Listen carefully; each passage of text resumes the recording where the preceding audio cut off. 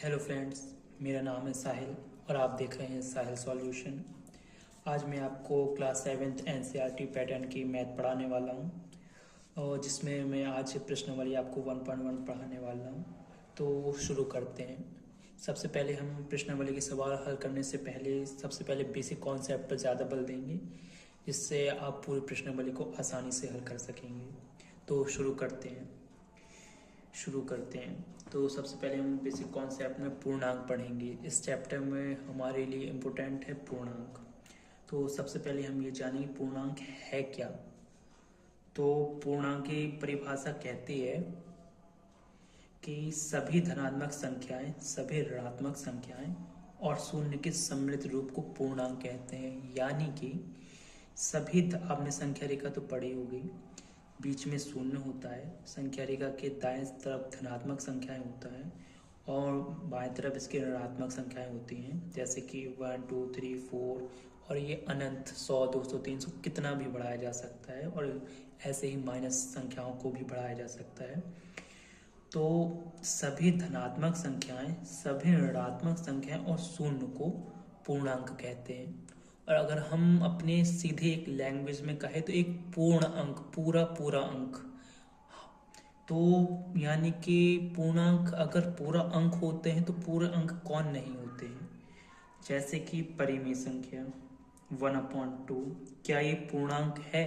तो नहीं, क्योंकि ये एक पूरा पूर्ण अंक नहीं है, इसलिए ये पूर्णांक नहीं है। क्या दशमलव की संख्या जो होती है, क्या ये पूर्णांक है? नहीं, ये भी पूर्णांक नहीं हो सकते। क्या अंडर रूट की जो संख्या होती हैं, जैसे कि कुछ भी हम ले सकते हैं, तो क्या ये पूर्णांक होंगे? नहीं, ये भी पूर्णांक नहीं होते। तो पूर्णांक का एक सिंपल कॉन्सेप्ट ये है, पूर्ण अंक होना जो स्वयं में स्वतंत्र हो। अब इसके आगे हम जोड़ और घटाने के नियम पढ़ेंगे। इस प्रश्नावली में हमारे यही नियम यूज होना है।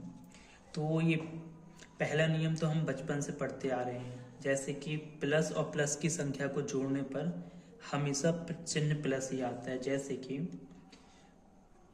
21 और 5, 21 में अगर हम 5 जोड़ें, कि देखिए ये दोनों संख्याएं प्लस की हैं, लेकिन प्लस की संख्याओं के आगे प्लस लिखा नहीं जाता, डायरेक्ट संख्याएं लिखी जाती हैं। तो 21 में अगर हम 5 जोड़ते हैं तो क्या होगा? 26। दोनों संख्याएं जुड़ जाएंगी और चिन्ह हमेशा प्लस का ही आएगा और प्लस का चिन्ह हम आगे लिखते नहीं है। ये नियम हम पहले से जानते हैं बचपन से। हम सेकेंड नियम की बात करते हैं। अगर माइनस और माइनस की संख्याओं को जोड़ा जाए तो क्या होगा? हम इसी एग्जाम्पल से ले लेते हैं, जैसे कि -21 और -5। इन दोनों संख्याओं को अगर हम जोड़ें तो माइनस और माइनस की संख्या हमेशा जुड़ जाती हैं, लेकिन जो चिन्ह है वो माइनस का ही आएगा, -26। तो आप समझे, ऐसे कोई भी संख्या ले सकते हैं। जो हमारा थर्ड वाला कॉन्सेप्ट है, ये भी हम बचपन से पढ़ते आ रहे हैं, लेकिन इसमें आपको कुछ कन्फ्यूजन हो सकता है। मैं आशा करूँगा आपको इसमें कन्फ्यूजन दूर कर सकूँ। प्लस और माइनस की संख्या, जैसे कि हम बचपन से पढ़ते आ रहे हैं, अगर प्लस की संख्या 40 ले ली, एक संख्या हम ले रहे हैं माइनस की, अगर हम 5 ले रहे हैं, तो प्लस और माइनस की संख्या हमेशा घटती है और चिन्ह हमेशा बड़ी संख्या का आता है। 40 में से अगर 5 जाएंगे तो 35। चूँकि बड़ी संख्या 40 है, ये प्लस की है, तो 35 भी प्लस का होगा, लेकिन प्लस चिन्ह लगाया नहीं जाता। इसी का अगर हम उल्टा अपोजिट डायरेक्शन में बात कर लें, जैसे कि -40 और प्लस की 5, तो प्लस और माइनस की संख्या हमेशा घटेगी, ये थर्ड वाला नियम कहता है। 40 में से 5 गए तो 35, फिर से 35 ही बचे, लेकिन चिन्ह कौन सा आएगा? तो यहाँ पर हम चिन्ह देखते हैं कि बड़ी संख्या यहाँ पर 40 है, तो बड़ी संख्या का ही चिन्ह आता है। तो हाँ, आपको यहाँ पर ये नियम याद रखने हैं।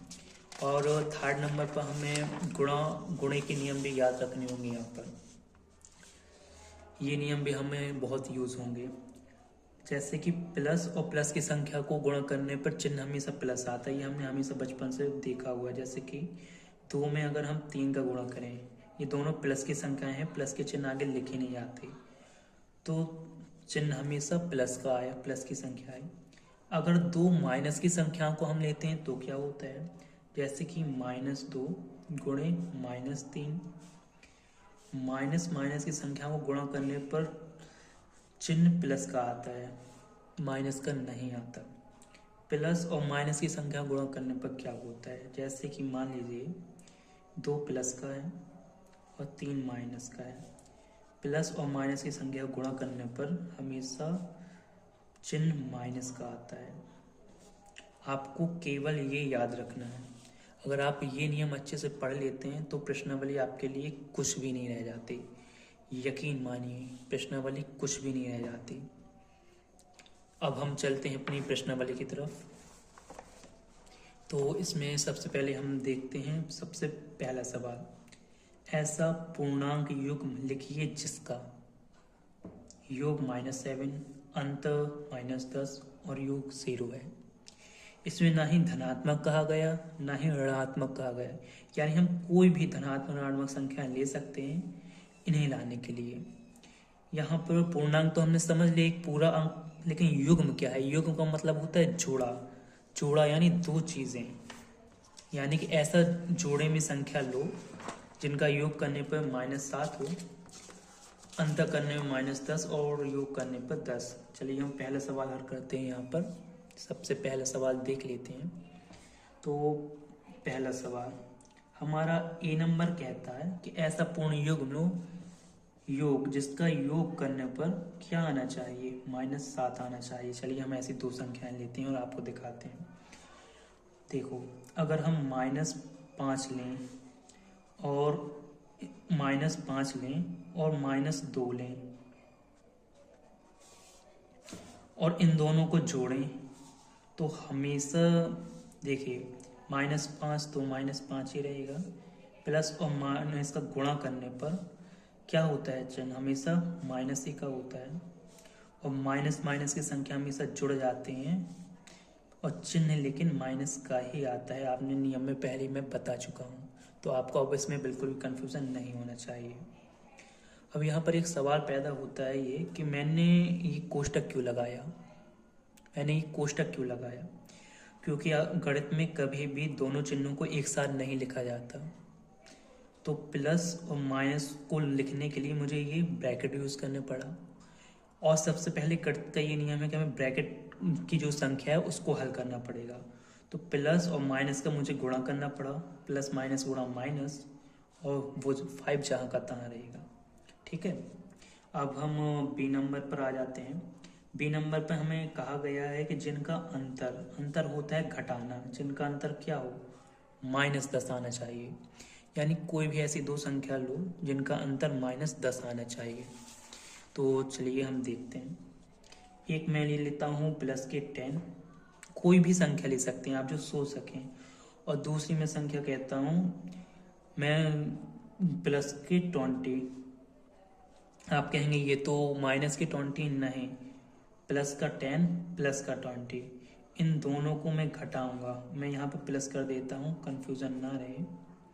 अब देखें आप, 10 अपनी जगह, प्लस और माइनस का गुणा करने पर हमेशा क्या आता है, माइनस आता है, -20। ठीक, अब देखिए प्लस और माइनस की संख्या हमेशा घट जाती हैं, 20 में से 10 गए, बचा 10। लेकिन चिन्ह यहाँ पर कौन सा आएगा, बड़ी संख्या यहाँ पर 20 है तो चिन्ह हमेशा बड़ी संख्या का आएगा। देखिए सेकंड नंबर भी हल हुए। अब हम ऐसे ही सी को देखते हैं। सी में कहा गया है जिनका योग 0 हो, कोई भी संख्या, तो ये तो बहुत ही आसान है। हम 10 को ले लेते हैं, एक प्लस का 10 ले लेते हैं और एक को माइनस का 10 ले लेते हैं। क्या कहा गया, योग, प्लस के 10 और माइनस के 10 को जोड़ने पर क्या होगा, आप खुद बताइए। प्लस और माइनस को गुणा करने पर माइनस, प्लस 10 -10 और 10 में से 10 गया 0। ये हमारे तीनों हो गए आंसर्स। अब हम आगे चलते हैं। तो अब हम दूसरे नंबर के सवाल पर चलते हैं। तो ए नंबर देखते हैं। एक ऐसा ऋणात्मक पूर्णांक युग्म लिखिए जिसका अंतर 8 है। यानी कि 2 ऋणात्मक संख्या लीजिए और उनको घटाने पर 8 आना चाहिए। तो मैं सबसे पहले कोई भी आप संख्या ले सकते हैं, जैसे कि -10 लिया, और दूसरी संख्या में माइनस के लेना चाहूँगा 18, और दोनों को घटाने पर मुझे क्या मिलना चाहिए? 8 मिलना चाहिए। अब देखते हैं, चेक करते हैं 8 मिलता है कि नहीं मिलता। तो देखिए, -10 अपनी जगह, माइनस माइनस से गुणा करने पर चिन्ह प्लस का हो जाएगा, प्लस के 18, प्लस माइनस की संख्या हमेशा घट जाएंगे, 18 में से 10 जाएंगे तो बचेंगे 8, और चिन्ह हमेशा बड़ी संख्या का आता है 8, और प्लस का चिन्ह लिखा नहीं जाता। अब बी नंबर पर हम चलते हैं।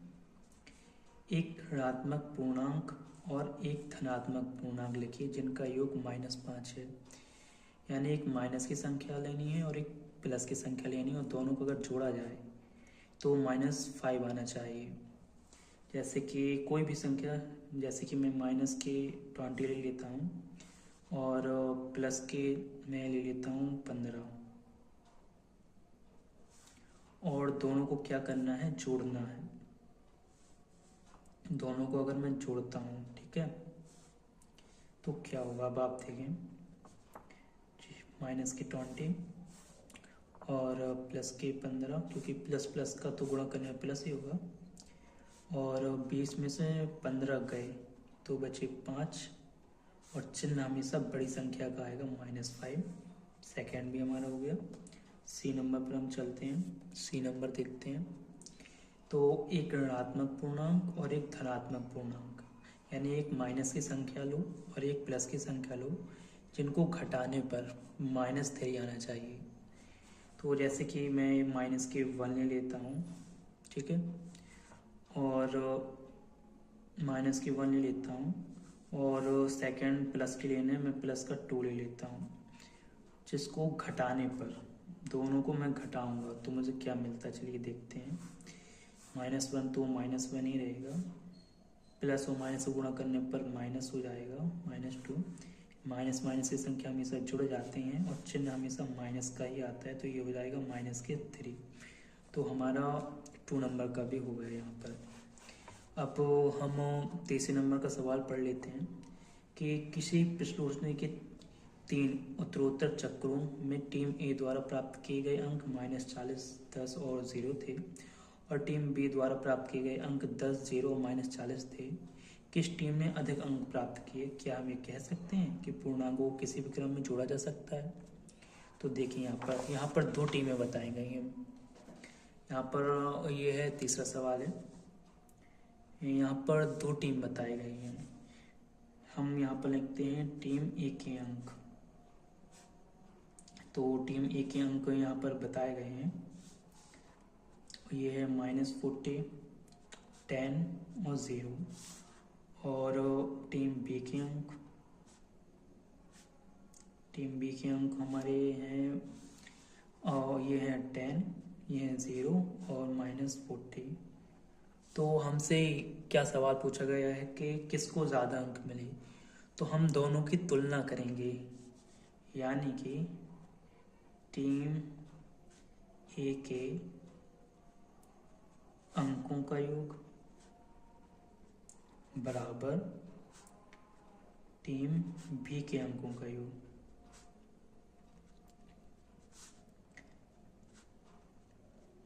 हम दोनों टीमों के अंकों को जोड़ेंगे, और जिस टीम के अंक ज़्यादा दिखेंगे वही टीम आगे होगी।